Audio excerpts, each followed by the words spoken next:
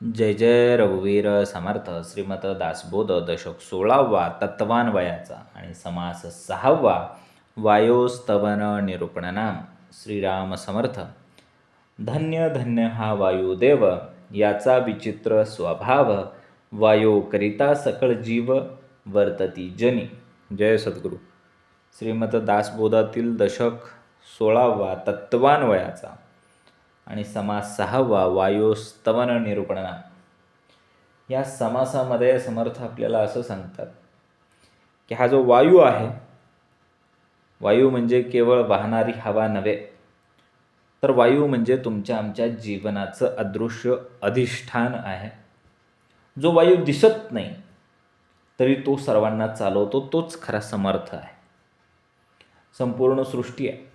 सृष्टीमध्ये असलेले देव, दानव, मानव, पशु, पक्षी, वनचर, जलचर या सर्वांचं जीवन कुणावरती अवलंबून असेल तर ते वायू आहे. तुम्ही आम्ही श्वास घेतो, उच्छ्वास सोडतो, हे सगळं चालू आहे, निरंतर चालू आहे. श्वासोच्छ्वास निरंतर चालू आहे. हा श्वास उच्छ्वास चालतो म्हणून देह चालतो, म्हणून विचार करतो, म्हणून बुद्धी कार्यरत राहते. हे सगळं वायूच्या कृपेने घडतं आहे. तुमच्या आमच्या शरीरामध्ये पंचप्राण आहेत, पंच उपप्राण आहेत, आणि या प्राणाच्या माध्यमातून वायू अखंड कार्य करतो आहे. तुम्ही आम्ही हालचाल करतो आहे, शरीरामध्ये खाल्लेलं अन्नाचं पचन होतं आहे, रक्ताभिसरण होतं आहे, उत्सर्जन होतं आहे, झोप येते, जागृती येते. हे सगळं आपल्या कर्तृत्वामुळे घडतं आहे असं अजिबात नाही आहे, तर ते वायूच्या कृपेनं घडतं आहे. यामुळे समर्थ आपल्याला असा एक सूचक इशारा देतात की सगळं मी करतोय हा अहंकारच मुळात खोटा आहे, मिथ्या आहे. या ब्रह्मांडामध्ये वायू कार्यरत आहे, तसाच तो तुमच्या आमच्या पिंडामध्ये सुद्धा कार्यरत आहे. यामध्ये मेघांची निर्मिती होते, विजा चमकतात, वादळं येतात, पाऊस पडतो, अग्नीची प्रज्वलन शक्ती, हे सगळं कुणाच्या अधीन आहे तर ते वायूच्या अधीन आहे. निसर्गाची गती आणि मानवी जीवनाची गती यांचं एक मूळ असं सूत्र आहे. पिंड आणि ब्रह्मांड हे वेगळे नसून ते एकमेकांचे प्रतिबिंब आहेत. बरोबर आहे का? मग समर्थ आपल्याला इथं एक सूक्ष्म असा भेद सांगतात. वायू महान असला तरी तो अंतिम सत्य अजिबात नाही. वायूपेक्षाही श्रेष्ठ अशी एक आत्मसत्ता आहे. ती आत्मसत्ता म्हणजे श्वास असो किंवा नसो, ती आत्मसत्ता कायम स्थित असते. प्राण गेल्यावरती देह नष्ट होतो, पण ती आत्मसत्ता, तो आत्मा काही नष्ट होत नाही, तो निर्माणही होत नाही. हा विवेक साधकाला देहबुद्धीच्या पलीकडे नेऊन उभा ठेवतो. बरोबर आहे का? या वायू तत्वाचा सर्वोच्च आविष्कार म्हणजे साक्षात भगवंत हनुमंतराया. हनुमंत म्हणजे शुद्ध प्राणशक्ती, हनुमंत म्हणजे पराक्रम, आणि हनुमंत म्हणजे प्रभू श्रीरामांची भक्ती यांचं अद्वैत रूप. त्यांची शक्ती स्वतःसाठी नव्हे तर त्यांनी लोककल्याणासाठी वापरलेली आहे. म्हणूनच प्राण थांबला तेव्हा देवही असह्य झाल्या आणि वायू प्रसन्न झाला तेव्हा सृष्टी पुन्हा चालू झाली. समर्थ असं सांगतात की प्राणशक्तीला भक्तीची दिशा मिळाली की मुक्तीचा मार्ग बनतो, आणि प्रभू श्रीरामाच्या नामस्मरणामध्ये स्थिर झालेली प्राणशक्ती याला भय, अहंकार आणि अशक्तपणा कधीच येऊ देत नाही. वायू आपल्याला जगायला शिकवतो, आत्मा आपल्याला मुक्त व्हायला शिकवतो. श्वासावर सजगता म्हणजेच खरे साधना बरं का. आणि श्वासामध्ये नामस्मरण म्हणजेच तुमच्या आमच्या जीवनाचं सार आहे. प्रत्येक श्वास हा भगवंतात चरणी विलीन असला पाहिजे. बघा पहिली ओवी, धन्य धन्य हा वायुदेव, याचा विचित्र स्वभाव. वायो करिता सकळ जीव, वर्तती जनी.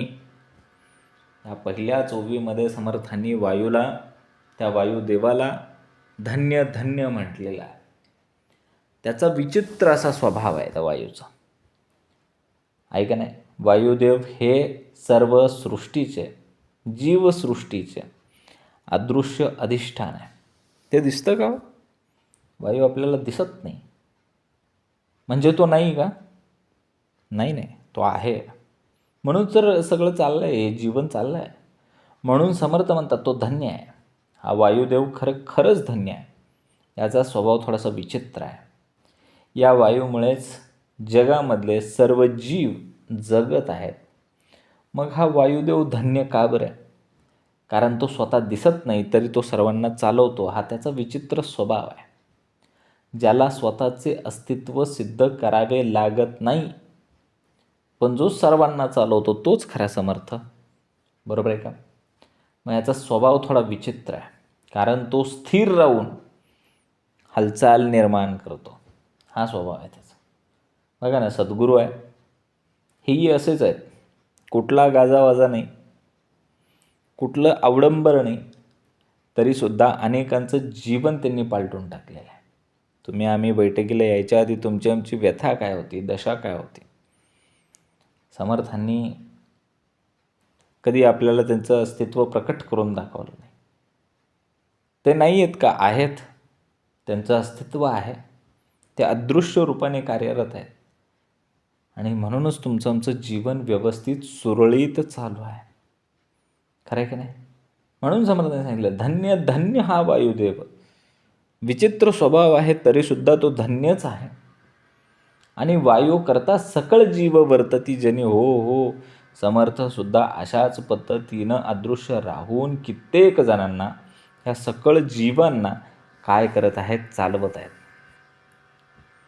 आपल्याला बल्बमध्ये लागलेली लाईट दिसते, पण त्या विजेच्या खांबातून येणारी लाईट काही दिसत नाही.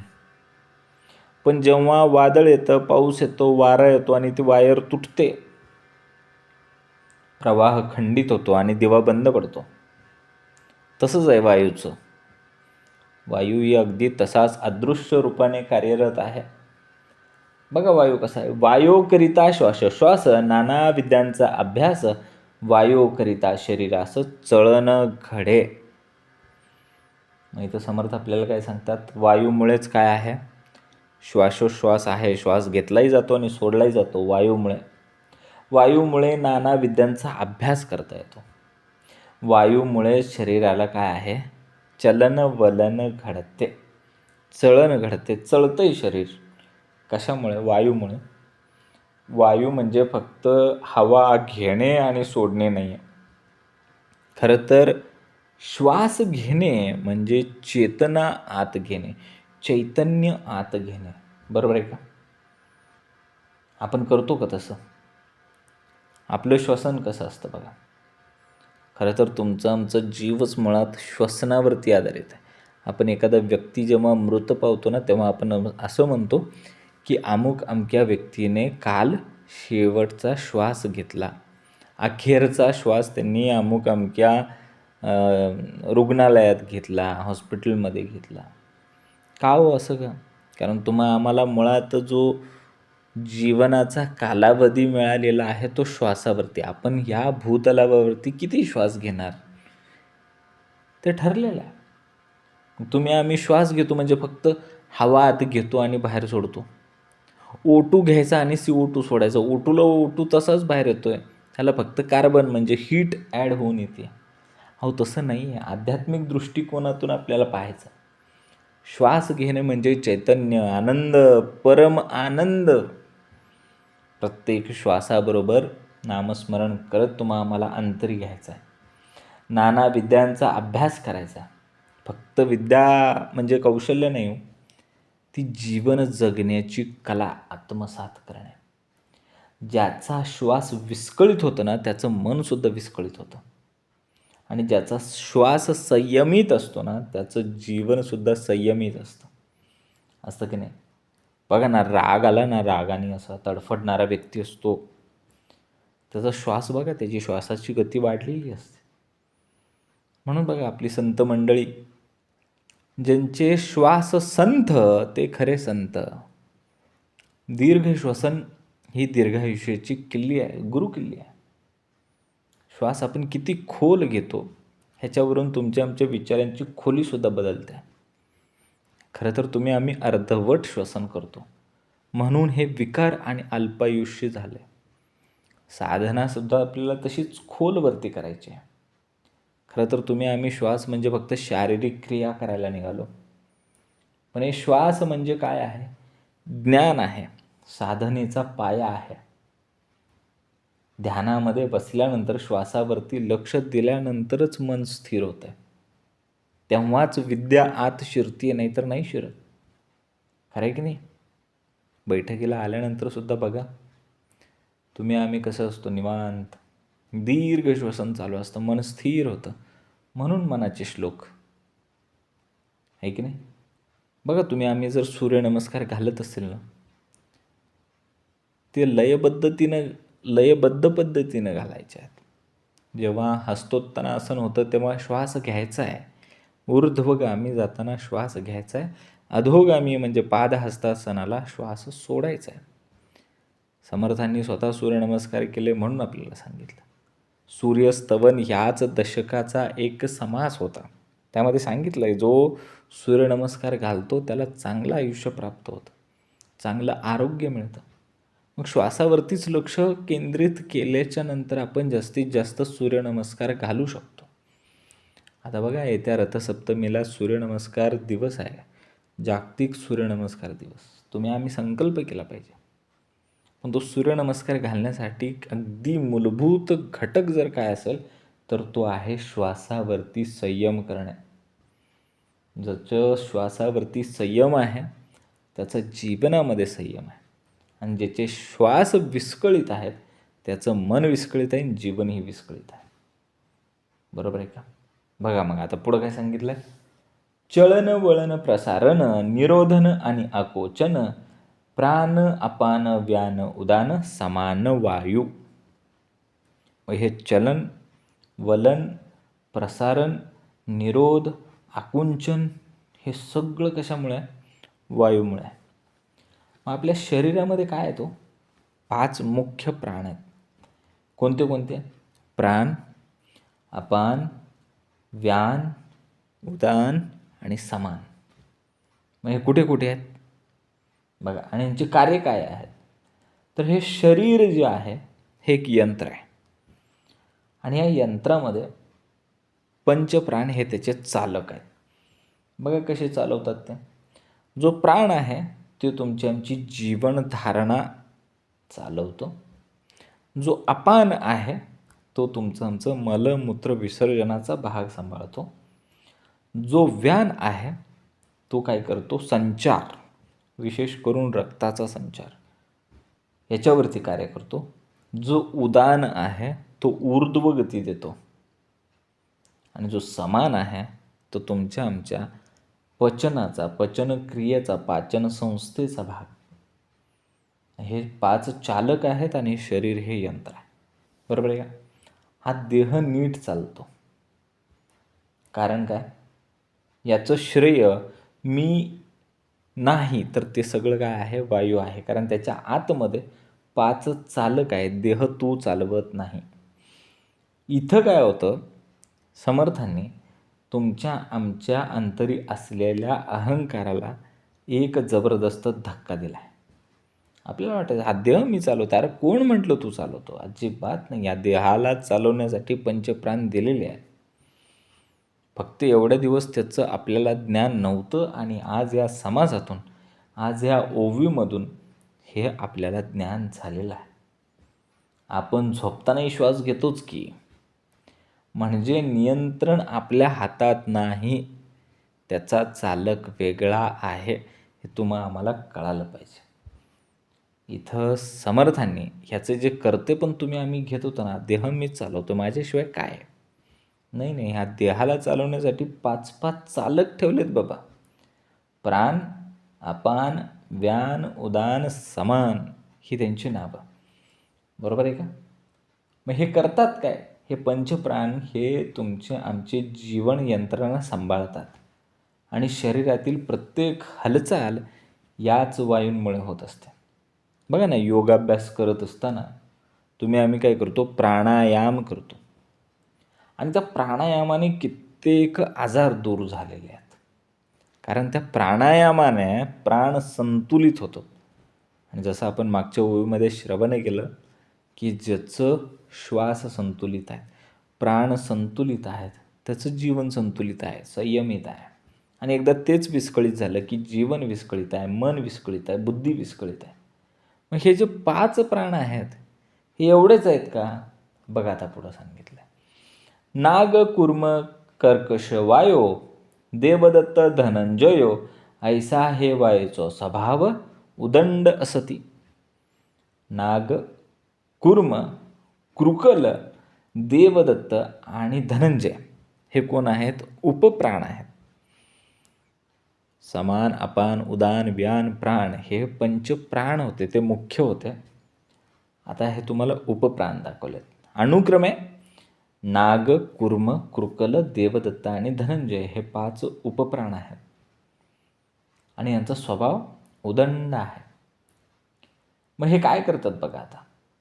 हे जे उपप्राण आहेत हे शरीरामध्ये, देहामध्ये सूक्ष्म देवदूत रूपाने काम करतात. तुम्हाला आम्हाला बैठकीला आले की जांभळ्या येतात.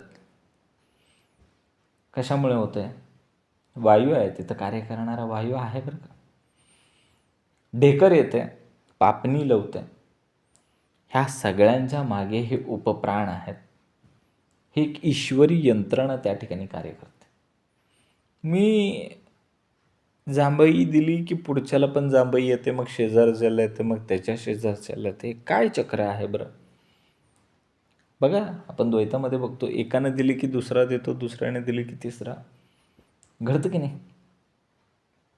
जिथे आपण एखाद्या गोष्टीला तुच्छ समजतो तिथे ईश्वरी कार्य असतेच असते.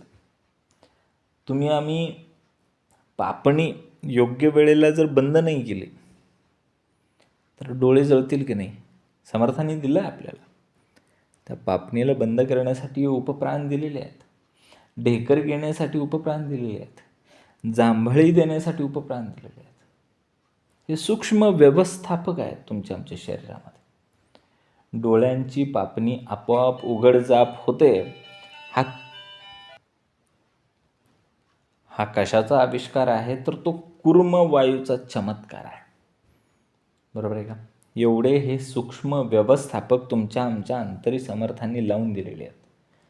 वायो ब्रह्मांडी प्रगटला, ब्रह्मांड देवतास पुरवला, तेतूनी पिंडी प्रगटला नाना गुणे. प्रथम वायू ब्रह्मांडामध्ये प्रकट झाला आणि तिथे त्यांनी ब्रह्मादी अनेक देवता त्याने निर्माण केल्या. नंतर तो अनेक प्रकारांनी पिंडामध्ये प्रकट झाला. मग वायू कुठून कुठे आहे? ब्रह्मांडापासून प्रत्येक पिंडापर्यंत जो आहे तो वायू. बरोबर आहे का. ब्रह्मांडात जो वायू आहे तोच तुमच्या शरीरामध्ये आहे की नाही. बाहेर जे आहे तेच आत आहे. हाच तर दासबोधाचा गाभा समर्थांनी आपल्याला दाखवलेला आहे. आपण लहान नाही आहोत. आपणही तितकेच मोठे आहोत जेवढं ब्रह्मांड आहे. तुमच्या आमच्या अंतरी संपूर्ण विश्वाचं प्रतिबिंब आहे, प्रतिरूप आहे. बघा ना, वादळं येतात. इकडून वादळ आलं, तिकडून वादळ. तुमच्या आमच्या मनामध्ये येत नाहीत का? येतातच ना. मनामध्ये सुद्धा वादळं येतात. एखाद्या ठिकाणी आपण गेलो की आपल्याला शांत वाटतं. कधी कधी आपल्या मनातही शांतता असते. जसा वायू विश्वात आहे तसाच तो तुमच्या आमच्या शरीरामध्ये आहे. हे पिंड आणि ब्रह्मांडातलं ऐक्य समर्थांनी दाखवलं आहे. आपण श्वास घेतो तोच श्वास, तेच तत्व आकाशात वाऱ्याच्या रूपाने वाहत आहे. तो वायू बघा कुठं कुठं आहे हा वायू. स्वर्गलोकी सकळ देव, तैसेची पुरुषार्थी दानव, मृत्यूलोकीचे मानव विख्यात राजे. स्वर्गलोकामध्ये सर्व देवदेवता, तसेच पुरुषार्थी असणारे दानव आणि मृत्यूलोकातले मानव आणि इतर प्रख्यात राजे. काय ते? एका वायूपासून आहे. देव, दानव, मानव सर्वांची शक्ती एकाच वायूपासून आहे. मेघांचा गडगडाट, विजांचा कडकडाट, पाऊस हे सगळं वायूच्या आज्ञेने घडतं आहे. बरोबर आहे का? जो वायूला समजून घेतो ना, तो निसर्गाला समजून घेतो. जो निसर्गाला समजून घेतो तो ईश्वराच्या जवळ जातो. खरं आहे की नाही? अगदी उत्तम. ज्याला श्वासावरती प्रभुत्व मिळवता येतं, वायू समजून घेता येतो, त्याला भावनांवरती प्रभुत्व मिळवता येतं. सर्व लोकांमध्ये, सर्व शक्तींमध्ये वायू हा समान आहे. भेद आहे तो केवळ देहाचा. मग इथे समर्थांनी दाखवलं ना, राजे म्हटले समर्थांनी. राजा आणि भिकारी या दोघांमध्येही एकच आहे श्वास, एकच आहे वायू, या दोघांना चालवणारं एकच आहे. दाखवलं की नाही? फक्त भेद आहे तो देहाचा. नरदेही नाना भेद, अनंत भेदांची श्वापदे, वनचरे जळचरे आनंदे क्रीडा करीती. नरदेहातील अनेक भेद, अनंत भेदांची श्वापद, वनचर जलचर आणि वगैरे वगैरे जे काय आहेत, हे सगळे वायूमुळेच आनंदात क्रीडा करतायत. क्रीडा करतायत म्हणजे काय? आनंदाने खेळतायत, बागडतायत. वनचरे म्हणजे वनामध्ये राहणारे, जळचरे म्हणजे जळात राहणारे, पाण्यात राहणारे, श्वापदे बिबट्या आला तर पुण्यात, हे सगळे आनंदाने क्रीडा करतात फक्त वायूमुळे. प्राणी पक्षी जलचर या सर्वांना वायूच जीवन देतो. मासा पाण्यात आहे, पक्षी आकाशात आहे, पण या दोघांमध्ये काय आहे? एकच वायू आहे, एकच श्वासोश्वास देणारा आहे. बघा, त्या समस्तामध्ये वायू खेळे, खेचर कुळ अवघे चळे, उठती वनीचे उबाळे वायू करिता. या सर्वांमध्ये वायू खेळतो. सर्व पक्ष्यांचे समुदायही वायूंमुळेच उडत असतात. सगळे पक्षी वायूमुळे उडत आहेत. अरे उडत आहेत कुठं? वायूमध्येच ना. ते हालचाल कुठं करतायत? वायूमध्येच. आगीचे लोळच्या लोळसुद्धा वायूमुळेच उठतात बरं का. आहे की नाही? अग्नी वायूशिवाय प्रज्वलित होतो का? नाही. जिथं हवाच नाही तिथं अग्नी प्रज्वलितच होत नाही. मग शक्तीची शक्ती हा वायू आहे. वारा वाढला की आग भडकते बरं का. वारा असला तरच आग लागते, आणि वारा जर वाढला तर आगही त्या प्रमाणात वाढत जाते, भडकते. बघा आता पुढं. वायो मेघांचे भरण करी, सवेची पिटून परते सारी. वायो ऐसा कारभारी दुसरा नाही. कारभारीच लय मोठा आहे तो. वायू मेघांना आकाशामध्ये भरतो, नंतर त्यांना झोडपून झोडपून दूर सारत नेतो. आणि वायूसारखा कारभारी कुठं भेटायचं नाही आपल्याला. हे सगळे मेघ, पाऊस, वादळ हे सगळं वायूच्या नियमात बसून होतं. वायूच यांचं नियमन करतो. पावसाच्या आधी वाऱ्याची दिशा बघितली जाते. ह्या निसर्गाच्या सूचना आहेत. बघा ना तुम्ही, वारं जर इकडं सरलं आहे, पाऊस जरा ह्या बाजूला आहे, पाऊस आज पूर्वेकडनं आहे, पाऊस आज पश्चिमेकडनं आहे, दक्षिणेकडनं उत्तर. अरे कशावरून ठरवतं? वायूच्या दिशेवरूनच ते पर्जन्याची दिशा ठरते. पावसाची दिशा ठरवण्याचं ते सगळं नियमन कोण करतं आहे? हे वायूच करतो आहे. परी ते आत्म्याची सत्ता, वर्ते शरीर तत्वता, परिव्यापकपणे या समर्था तुलना नाही. मग शरीरातील हा वायू अंतरात्म्याच्या सत्तेत त्याच्या इच्छेनुसार वागत असतो. पण बाहेरील वायू हा व्यापक आणि स्वतंत्र असल्याने त्याच्या सामर्थ्याला काही मर्यादा नाही आहे, तुलना नाही आहे, तुलनाच नाही आहे त्याला. इथे समर्थ अत्यंत सूक्ष्म भेद सांगतात की वायू महान आहे. हेच पाहिलं आपण 9 ओव्यांमध्ये. आता 10वी ओवी. इथं समर्थांनी अत्यंत सूक्ष्म भेद सांगितला. वायू महान आहे, पण त्याहूनही महान आत्मा आहे बरं का.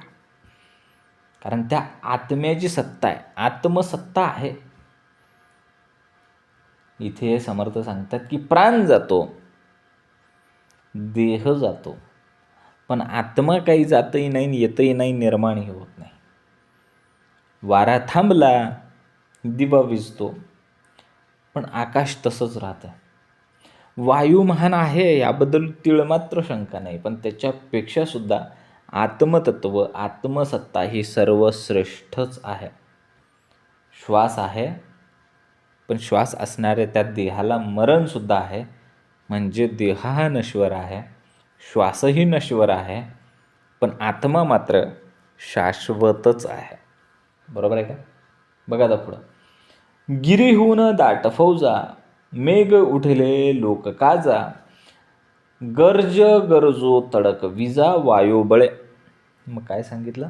गिरी, गिरी म्हणजे पर्वत, पर्वताच्या शिखरा वाचून मेघांच्या दाट फौजा लोकांच्या कल्याणासाठी वायूच एकत्र करतो. वायूच्या बळानेच काय होतं?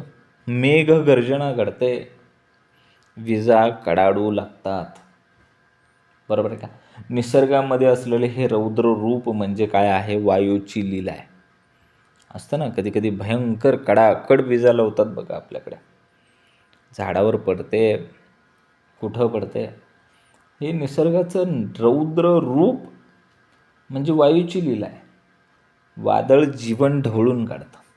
तुमच्या आमच्या जीवनामध्ये असंख्य वादळ आली, पण त्यातून तुमचं आमचं जीवन ढवळून निघलं. तसंच ही संकट काय करतात? वादळासारखी येतात आणि आपली पुढची वाट मोकळी करून जातात. जागं करतात हो माणसाला. संकट आल्यानंतरच काय होतं? माणूस खाडकन जागा होतो. अरे आपल्याला इथं अशा पद्धतीचा प्रसंग आला, संकट आलं, आता मात्र आपण सावध राहिलं पाहिजे. मग तुम्ही आम्ही आधी बेसावधच होतो. समर्थांनी बैठकीला घेतलं म्हणून सावध झालो. हा प्रवास आहे नेनिवेकडून जाणिवेकडे आणि बेसावधतेकडून सावधतेकडे.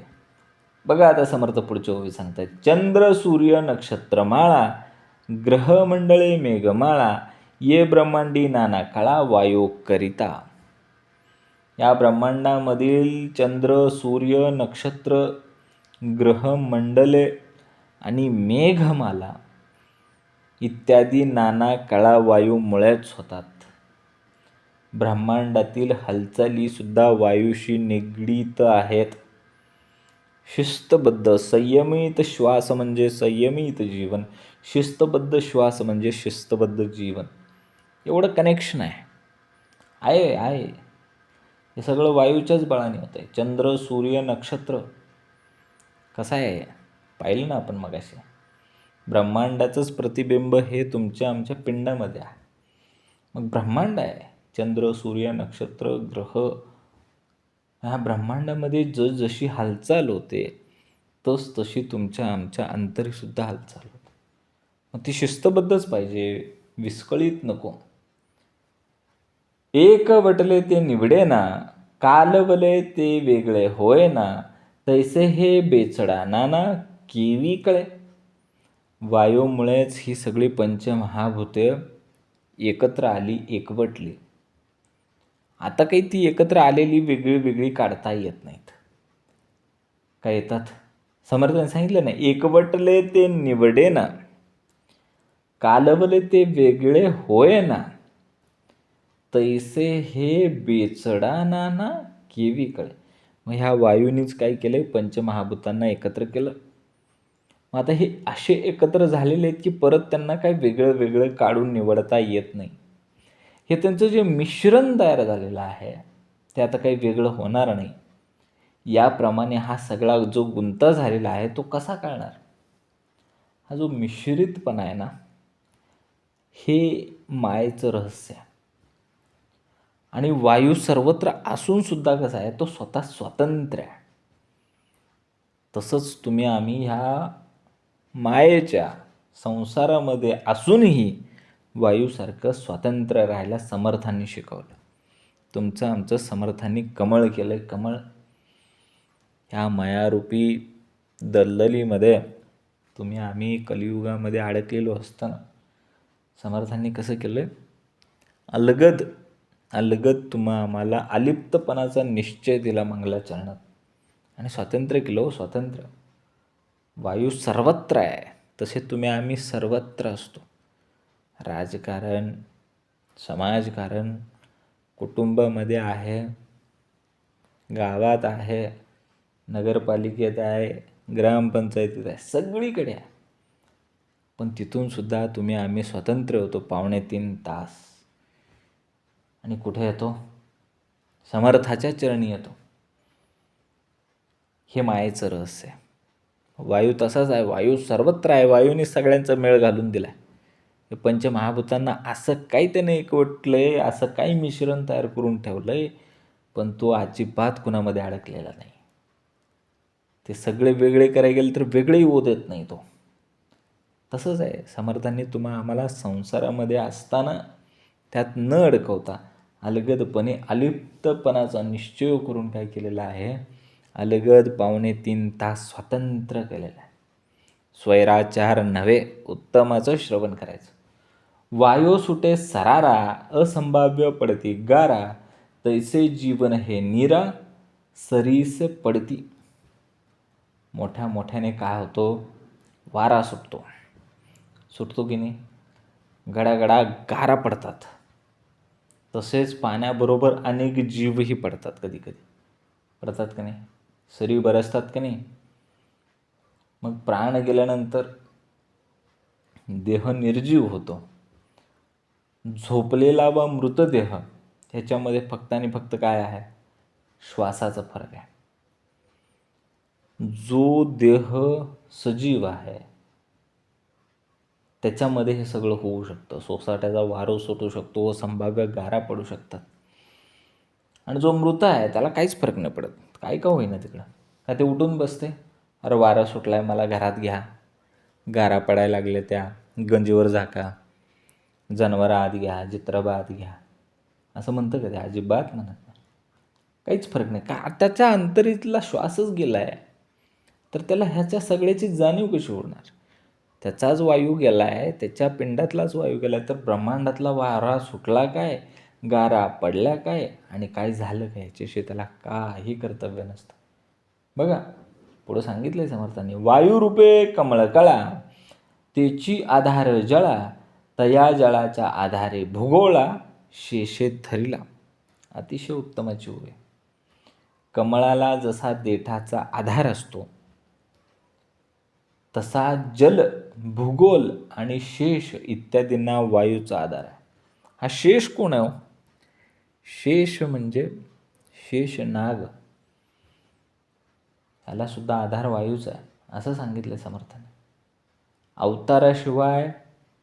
अवतारही वायूशिवाय कार्य करू शकत नाहीत, हे समर्थांना अधोरेखित करायचं. याचा अर्थ ईश्वर सुद्धा नियमबद्ध आहे, संयमित आहे. नियम पाळणं म्हणजेच खरी भक्ती. बरोबर आहे का? काय करतात? भगवंत सुद्धा श्वास घेतात, त्यांच्या शरीरामध्ये श्वास येतो आणि जातो, पण नियमित आहे, नियमन आहे. सृष्टीत सुद्धा कशी आहे? एकमेकावरती अवलंबित्वाची साखळीच आहे. पाहिलं ना आपण? ह्या वायूनीच काय केलं आहे? पंचमहाभूतांना एकत्र करून ठेवलेलं आहे. ह्याच्यामधली एक जरी कडी तुटली ना, तरी संपूर्ण व्यवस्था, हे सूक्ष्म नियोजन कोलमडून पडतं. बरोबर आहे का? बघा आता पुढची उभी, शेषास पवनाचा आहार, आहारे फुगे शरीर, तरी मग घेतला भार भूमंडळाचा. हा जो शेष आहे, ह्याचा आहार काय आहे? तर वायू आहे. वायूने शरीर त्याचं फुगवलेलं आहे, आणि मग त्या फुगलेल्या शरीरावरती तो काय करतो? भूमंडळाचा संपूर्ण भार सहन करू शकतो. वायूशिवाय कोणतीही शक्ती कार्यरत होऊ शकत नाही. अहंकार शक्ती घेते, पण श्वास विसरतो. बरोबर आहे का?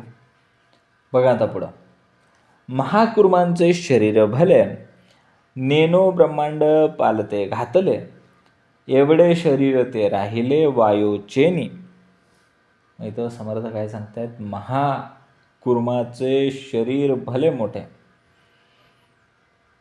त्याच्याकडे पाहिलं की असं वाटतं जणू ब्रह्मांडच पालतं घातलं आहे.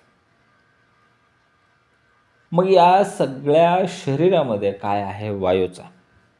महाकुर्म म्हणजे मोठा मोठा मोठा कासव, आणि मोठं कासव त्याचं शरीर एवढं भलं मोठं झालं आहे. ते पाहिल्यानंतर असं वाटतं की हे ब्रह्मांड पालतं घातलं का काय बाबा एवढं मोठं. पण त्याच्या शरीरामध्ये काय आहे? वायू आहे. शेषाचा आहार वायू, या कुर्माचा आहार वायू. मग हे जे कुर्म अवतार घेतलेला आहे विष्णूंनी, त्या अवतारामध्ये सुद्धा काय आहे? वायू तत्वच आहे. बरोबर आहे का? देव कार्यालाही साधन लागते. ते साधन म्हणजे कोण होतं? तो कुर्म होता. वराह बघा आता पुढे सांगितलं आहे. वराहे आपुले दंती, पृथ्वी धरिली होती, तयाची एवढी शक्ती वायू बळे. आपण कुठले कुठले अवतार बघितले? आत्ताच पहिला एक कुठला होता तो? कुर्म अवतार. आता वराह अवतार पाहतोय. मग वराहाने त्याच्या दातांवरती पृथ्वी धारण केली, पण त्याला जे बळ मिळालं ते वायूचं होतं. त्या वायूच्या बळाने त्याला एवढी शक्ती लाभली होती. ईश्वराची कृती ही वायूच्या आधारावरतीच घडते. एखादं संकट उचलून नेण्यासारखं आहे. नेलं होतं ना, पृथ्वीला उचलून बाहेर कुठं तरी ठेवण्यासाठीच त्या वराहाने अवतार घेतला होता. मग संकटातून उचलण्यासाठी तुमच्या आमच्या अंतरी अंतर्बळ पाहिजे, आणि ते वायूच्या माध्यमातूनच ती शक्ती आम्हाला लाभणार आहे. बघा आता पुढे सांगितलं आहे, ब्रह्मा विष्णू महेश्वर, चौथा आपण जगदेश्वर, वायूचे स्वरूप विचार विवेक जाणती. ब्रह्मा विष्णू महेश आणि चौथा स्वतः जगदीश्वर हे सर्व वायू स्वरूपच आहेत.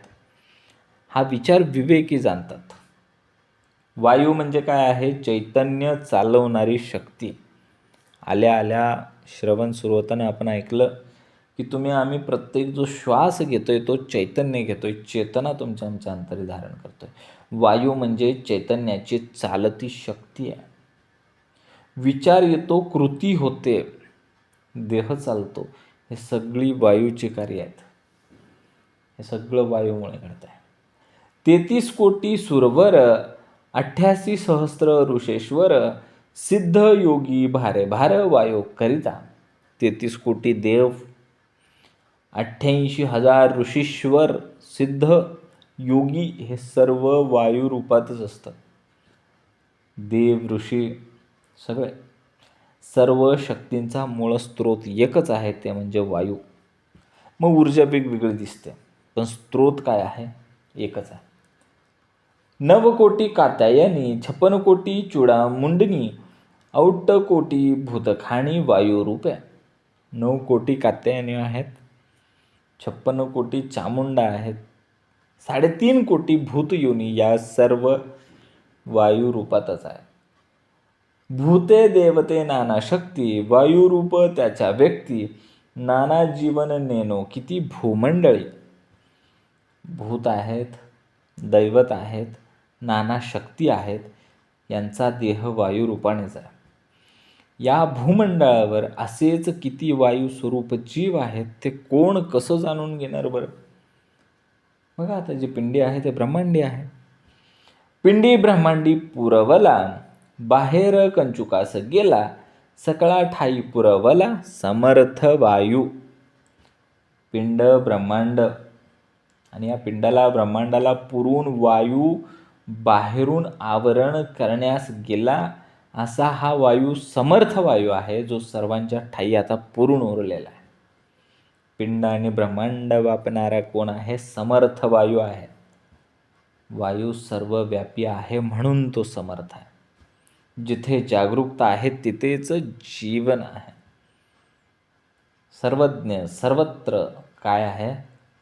समर्थच आहेत. ते सर्वव्यापी आहेत, वायू रूपाने अदृश्य स्वरूपामध्ये आहेत. ते आम्हाला अजिबात दिसणार नाहीत, पण त्यांच्याशिवाय कार्यही घडणार नाही, याची प्रचिती आम्ही खूप वेळा घेतलेली आहे. ऐसा हा समर्थ पवन, हनुमंत जयाचा नंदन, रघुनाथ स्मरणी तन मन हनुमंताच आहे. अशा या समर्थ वायूचा पुत्र म्हणजे साक्षात हनुमान आहे. त्या हनुमंताचे तन मन रघुनाथांच्या स्मरणात लागलेले आहे.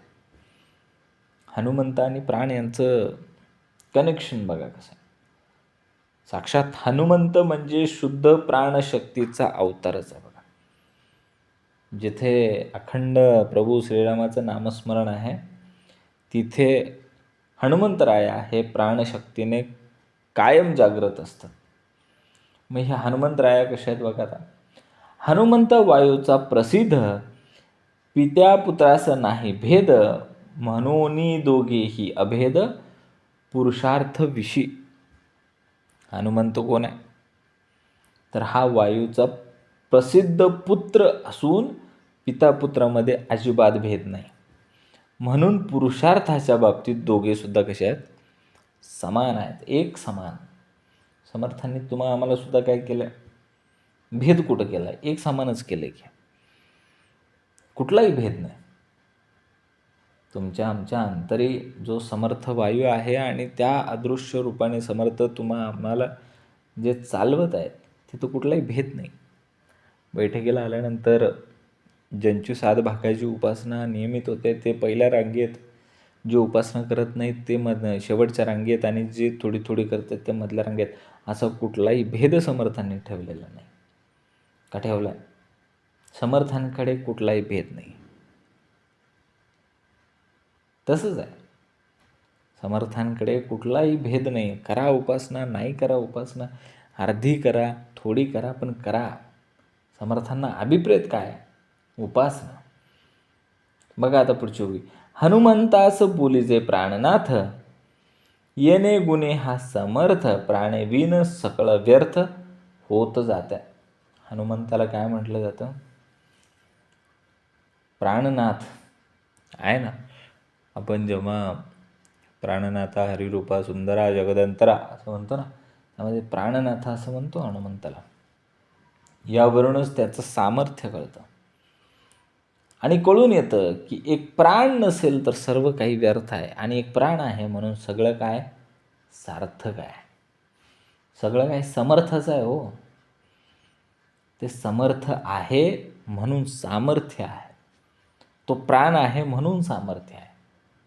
जर तो प्राणच गेला तर सगळं व्यर्थ आहे की नाही. बघा मग आता काय होतं. मागे मृत्यू आला हनुमंता, तेव्हा वायू रोधला होता, सकळ देवास अवस्था प्राणांत मांडले. मग काय झाले होते, पूर्वी सूर्यबिंब ग्रासण्यास गेले होते हनुमंत, आणि मग इंद्रांचे वज्र लागून त्यांना मूर्छा आली. तेव्हा हनुमंताचा मृत्यूच ओढावला होता, पण वायूने सर्वांच्या प्राणाचा निरोध केला. तेव्हा सर्व देवांची प्राणांत अवस्था झाली होती. वायू रोधला होता बरं का. प्राण थांबला की देवही असह्य होतात. एकदा का आरोग्य गेलं की सगळं गौण आहे, सगळं गौण. देव सकळ मिळून केले वायूचे स्तवन, वायू प्रसन्न होऊन मोकळे केले. मग अशा वेळेला काय केलं, सर्व देवांनी मिळून कुणाचं स्तवन केलं, वायूचं स्तवन केलं. आणि या समासाचं नावच आहे वायुस्तवन. तेव्हा सर्व देवांनी मिळून वायूचं स्तवन केलं, वायू प्रसन्न झाला आणि त्यानं सर्वांना मोकळे केलं. बघा आता पुन्हा श्रवण करू. जेव्हा वायू रोधला होता, म्हणजे हनुमंत जेव्हा सूर्यबिंब ग्रासण्यासाठी गेले तेव्हा त्यांना इंद्रांचं वज्र लागलं आणि त्यांना मूर्छा आली आणि मृत्यू ओढावला असं वाटलं. आणि मग त्यांनी काय केलं, सर्व त्या वायूने सर्वांचा प्राण निरोध करून ठेवला. आता कुणालाही काय करायचं नाही, रोधून ठेवला. आणि सगळे असह्य झाले देवदेवता. असं वाटायला लागलं की आता त्यांचा जीव जातो का काय. मग सगळ्या देवांनी मिळून काय केलं, वायूचं स्तवन केलं, आणि मग वायू प्रसन्न झाला आणि पुन्हा ते सगळं कार्यरत झालं. यातून सांगायचं एकच आहे की एकदा का प्राण थांबला की देवही असह्य झाले होते, म्हणून ते प्राणनाथ है ना. कोण, साक्षात हनुमंतराय हे प्राणनाथ आहेत. त्यांच्यासाठी वायूने सगळ्यांना वेठीस धरलं होतं. बघा आता पुढं. म्हणून प्रतापी थोर हनुमंत ईश्वरी अवतार, याच पुरुषार्थ सुरवर पाहतची राहिले. तेव्हा सर्व देवतांनी हनुमंताला अनेक वर दिले. म्हणून असा थोर प्रतापी हनुमान म्हणजे ईश्वरी अवतारच आहे. सर्व देव थक्क होऊन त्या हनुमंताचा पुरुषार्थ पाहतच राहील. बघा ना, हनुमंताकडे असलेला पराक्रम म्हणजे काय? त्यांच्याकडे वायूचं बळ आहे, प्रभू श्रीरामाची भक्ती आहे. असं जर दोन्हीचं एकत्रीकरण केलं तर अद्वितीय पुरुषार्थ आहे त्यांच्याकडे. त्यांच्याकडे असलेल्या शक्तीला दिशा मिळाली की त्यांच्या हातून काय घडलेलं आहे? कल्याणच घडलेलं आहे. मग काय काय कल्याण केलं बघा त्यांनी. देव कारागृही होते, हनुमंत देखील अवचित, संवार करुणी लंके भवते, विटंबून पडल्या.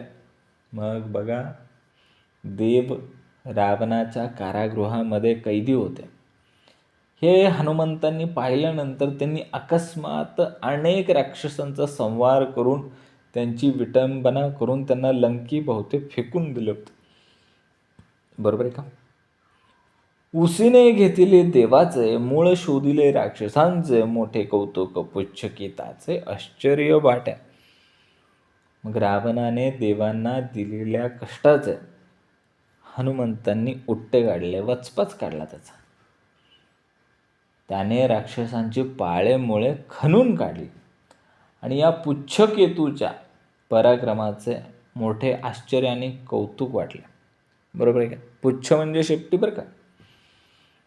बघा आता पुढं. रावण होता सिंहासनावरी, तेथे जाऊन ठोसरे मारी, लंकेमध्ये निरोध करी उदक कैचा. मग जेव्हा रावण सिंहासनावरती बसला होता, तिथे जाऊन हनुमंताने त्यांना ठोसे मारले. मग लंकेमध्ये जाऊन त्याने निरोध केला.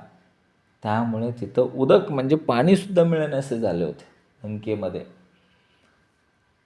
लंकेमध्ये जाऊन राजाच्या दरबारात त्या रावणाच्या तिथं सिंहासनाच्या समोर बसून हनुमंतांनी त्याला ठोसे मारले. आणि अशी वेळ आणली की लंकेमध्ये पाणीसुद्धा मिळेना. देवास आधार वाटला, मोठा पुरुषार्थ देखिला, मनामध्ये रघुनाथाला करुणा करते. आणि त्याचा तो मोठा पराक्रम पाहून देवतांना आधार वाटला आणि त्यांनी मनोमन रघुनाथाला काय केले? करुणेने आळवून घेतले, करुणा केली त्यांच्यावरती. सगळे देवदेवतांना सुटका करून दिली ना. बरोबर आहे का? मग काय केलं? दैत्यांचा संहार केला. मग आता पुढच्या ओळी सांगितलंय, दैत्य अवघे संवारिले, देव तत्काळ सोडिले, प्राणी मात्र सुखी झाले त्रैलोक्यवासी. तेव्हा सर्व दैत्यांचा त्यांनी संहार केला. देवदेवतांना जे बंदी केलं होतं त्यांना तत्काळ त्या कैदेतून सोडवलं आणि त्रैलोक्यातील सर्व प्राणीमात्रांना काय केलं? हनुमंतरायांनी सुखी करून टाकलं. असंही सामर्थ्य आहे. बरोबर आहे? समर्थांचा पुत्र आहे तो, समर्थ वायूचा पुत्र म्हणजे कोण? साक्षात हनुमंत. इति श्रीदासबोधे गुरुशिष्य संवादे वायुस्तवन निरूपणनाम समास 6. जय जय रघुवीर समर्थ. ओम श्री गुरुदत्तात्रय श्रीपाद श्री वल्लभाय नमः. जय सद्गुरु.